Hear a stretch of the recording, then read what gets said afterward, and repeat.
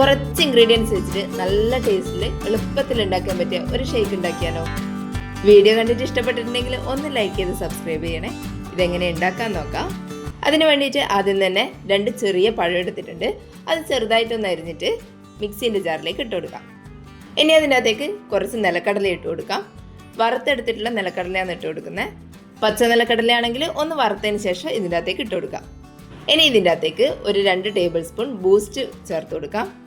Boost അല്ലെങ്കിൽ Horlicks ചേർത്ത് കൊടുത്താലും മതിയാവും. ഇനി ഇതിൻ്റെ അകത്തേക്ക് മധുരത്തിന് ആവശ്യമായിട്ടുള്ള പഞ്ചസാര ചേർത്ത് കൊടുക്കുക. 1.5 ടേബിൾ സ്പൂൺ പഞ്ചസാര ചേർത്ത് കൊടുക്കുന്നുണ്ട്. ഇനി ഇതിൻ്റെ അകത്തേക്ക് ഫ്രീസ് ചെയ്തിട്ടുള്ള പാൽ ഒഴിച്ചു കൊടുക്കാം. 500 ml ഒരു പാക്കറ്റ് പാലാണ് ഇവിടെ ചേർത്ത് കൊടുത്തിട്ടുള്ളത്. ഇനി ഇത് നന്നായിട്ടൊന്ന് അടിച്ചെടുക്കാം. ഇനി ഒരു ഗ്ലാസ്സിലേക്ക് നമ്മൾ അടിച്ചെടുത്തിട്ടുള്ള ഷേക്ക് ഒഴിച്ചു കൊടുക്കാം. ഇനി ഇതിൻ്റെ മേലെ കുറച്ച് ബൂസ്റ്റ് പൊടി കൂടി ഇട്ട് കൊടുക്കാം.